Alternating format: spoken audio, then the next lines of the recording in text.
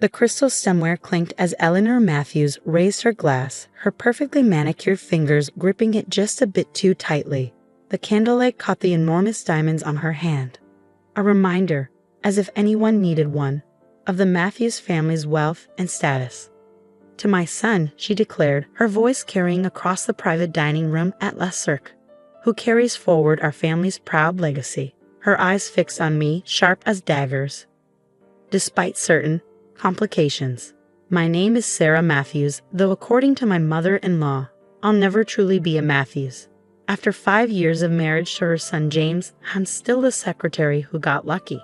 If only she knew that while she was planning this elaborate anniversary dinner to remind me of my place, I had been in my office, closing a deal that would save the very legacy she was so proud of.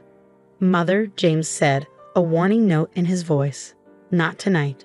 Eleanor waved her hand dismissively. "Oh, don't be so sensitive, darling. We're all family here." Her smile didn't reach her eyes, though some of us understand the weight of that name better than others. I took a sip of my wine, letting the expensive vintage roll across my tongue. 5 years ago, her words would have cut deep. Now they just made me think of the signed contract sitting in my office safe, and the look that would be on her face tomorrow at the board meeting.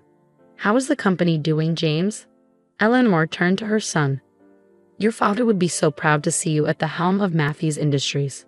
I watched my husband's face carefully. James was handsome, successful, and completely unaware that his company was on the brink of collapse, or that I had spent the last 6 months secretly working to save it. "Everything's fine, Mother," he replied, but I could see the tension in his jaw. James was a brilliant engineer, but he'd never had his father's head for business. The company had been bleeding money for years, and he'd been too proud to admit it. Eleanor nodded approvingly. "Of course it is. Matthews men always succeed." She turned her attention back to me. "Though I suppose that's hard for some people to understand. Not everyone grows up with business in their blood." Eleanor, my father-in-law's brother, Uncle Robert, cut in. "Perhaps we could discuss something else." But Eleanor was on a roll now, fortified by several glasses of expensive wine. "I'm simply saying that some people might find it difficult to appreciate the pressures of running a family company, especially when their previous experience was mainly answering phones and getting coffee." The table fell silent. I could feel everyone's discomfort. The Matthews family had never quite known how to handle Eleanor's thinly veiled disdain for her son's choice of wife. What none of them knew, what even James didn't know, was that I hadn't just been a secretary at Matthews Industries. I had been working on my MBA at night, studying the company's operations, seeing problems that everyone else seemed to miss. By the time I married James, I understood Matthews Industries better than most of its executives. And for the past 6 months, I had been secretly working to save it from bankruptcy. It started when I accidentally discovered some concerning financial reports in James's home office. The company was hemorrhaging money, losing contracts, and falling behind competitors. James was drowning, but his pride and his mother's expectations kept him from admitting it. Instead of confronting him, I began working behind the scenes. My old network from my secretary days proved invaluable: assistants and receptionists who knew everything that happened in their offices, who were happy to help the former one of them who had married the boss. Through them, I learned about a potential deal with Suntech, a rising star in the tech industry. They needed a manufacturing partner for their new line of products, and Matthews Industries had the facilities they needed. The problem was, no one at Matthews had taken their overtures seriously. Suntech was too new, too different from our traditional clients. But I saw the potential. Using my connections and working through intermediaries, I spent months nurturing the relationship, structuring a deal that would not only save Matthews Industries, but transform it for the modern era. This morning, I had finally closed the deal, $50 million upfront, with the potential for billions in ongoing contracts. Tomorrow at the board meeting, when Suntech's CEO announced the partnership, everything would change. "Sarah?" James's voice pulled me back to the present. "You're very quiet tonight." I smiled at my husband, reaching for his hand under the table. "Just thinking about tomorrow's board meeting." Eleanor's eyebrows rose. "Oh, do you attend those now?" "How progressive of you, James." "Sarah's insight is valuable," James defended, though I could hear the slight uncertainty in his voice. Even after 5 years, his mother's disapproval could still shake his confidence. I'm sure it is, Eleanor said, her voice dripping with condescension. Tell me, Sarah, what insights could you possibly offer about running a company that's been in our family for 3 generations? I met her gaze steadily. Sometimes a fresh perspective is exactly what a company needs, Eleanor. She laughed, the sound sharp and dismissive. Fresh perspective? My dear, you wouldn't know the first thing about running a business of this magnitude. This isn't like organizing the office Christmas party. I felt James tense beside me, but I squeezed his hand, silently asking him to let it go. Tomorrow would bring enough drama without adding to it tonight. Perhaps you're right, I said smoothly, raising my glass. To the Matthews legacy. Eleanor smiled triumphantly, clearly taking my response as submission. As she noticed the slight curve of my lips, the quiet confidence in my eyes, she dismissed it as the wishful thinking of a social climber who had married above her station. The rest of the dinner passed in a blur of subtle jabs and backhanded compliments. Eleanor held court, reminiscing about the glory days of Matthews Industries, when her husband William had turned it into one of the largest manufacturing companies in the country. Your father had such vision, she told James. He could spot an opportunity a mile away. That's the Matthews instinct, something that can't be learned in some community college course. Another pointed look in my direction. I thought about the contracts in my office, about the months of careful negotiation, about the future I had secured for the company while they were all clinging to the past. Tomorrow couldn't come soon enough. After dinner, as we waited for the valet to bring our car, James pulled me close. I'm sorry about Mother, he said softly. You know how she gets. It's fine, I assured him, straightening his tie.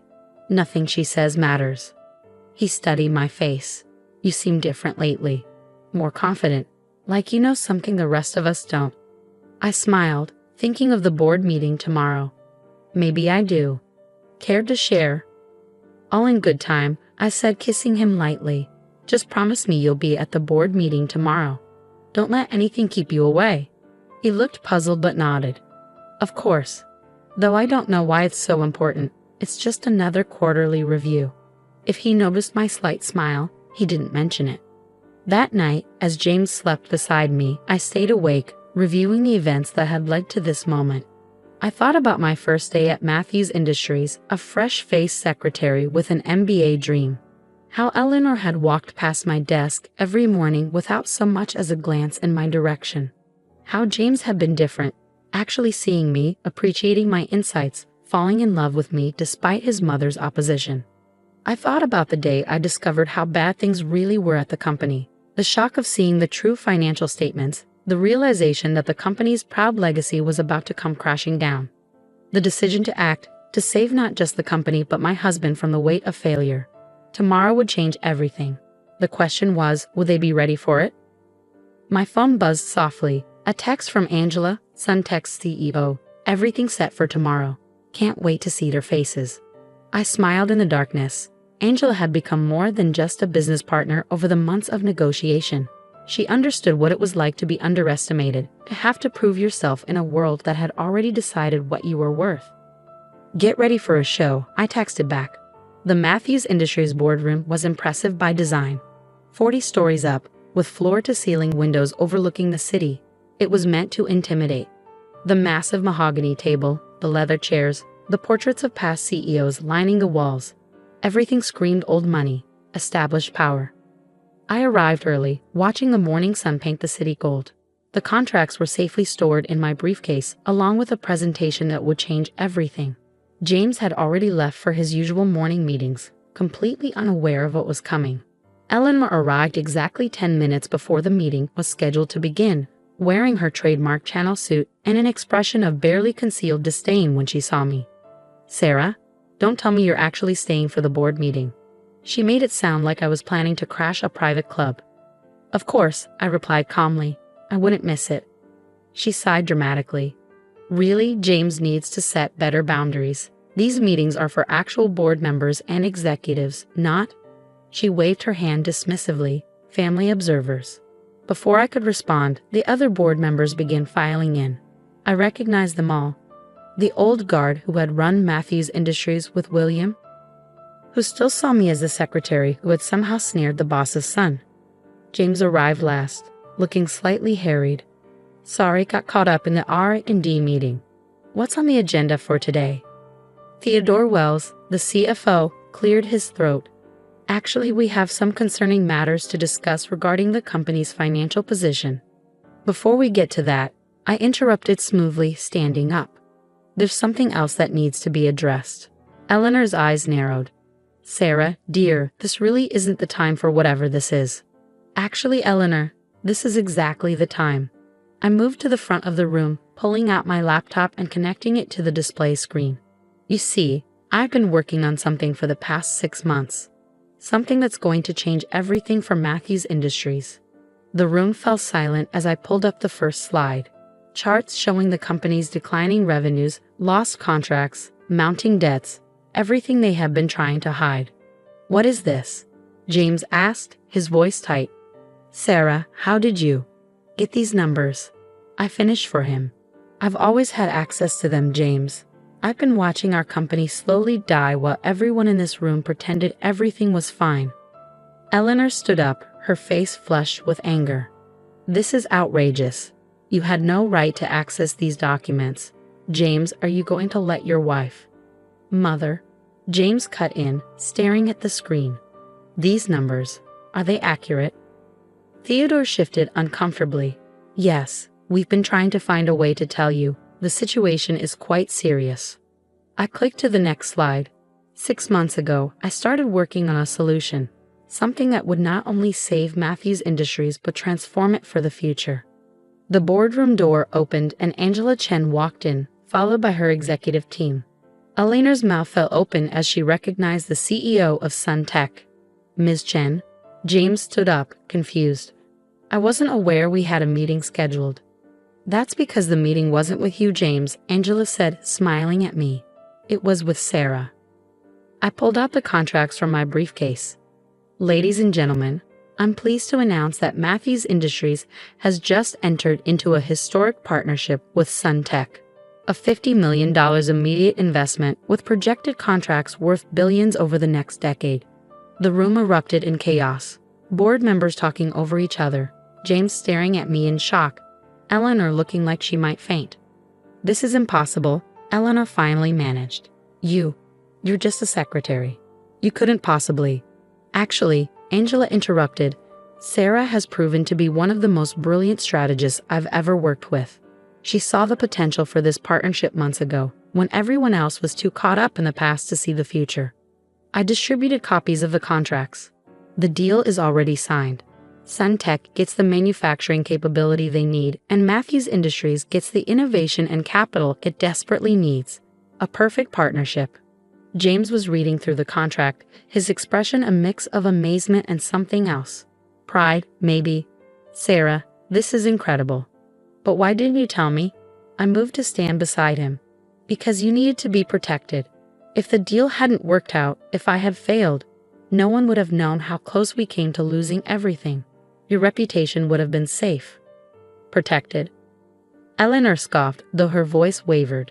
You went behind everyone's back, made decisions about our family company.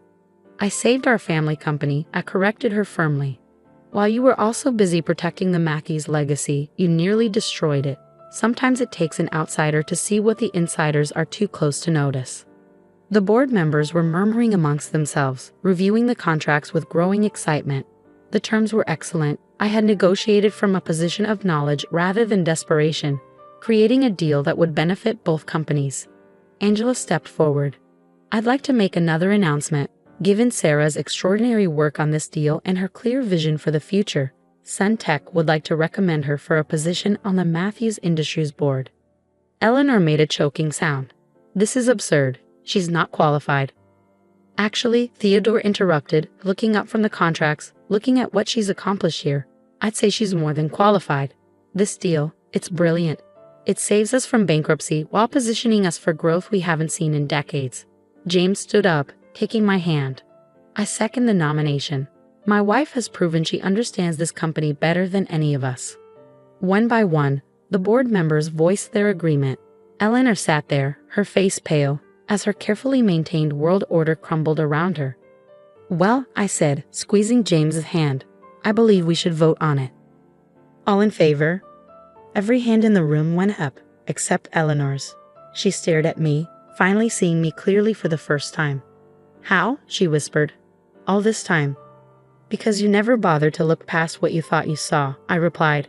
You were so convinced I was just a secretary who got lucky that you never noticed I was actually a businesswoman who got smart. The rest of the meeting passed in a blur of discussions about integration plans and future strategies. I watched as the old guard of Matthews Industries finally began to understand that their world had changed, and that I had been the one to change it. After the meeting, James pulled me into his office. Why didn't you tell me how bad things were? That the company was nearly bankrupt? I touched his face gently, because I knew you were doing your best. You're brilliant with the technical side, James. But sometimes love means protecting the people we care about while we fix what's broken.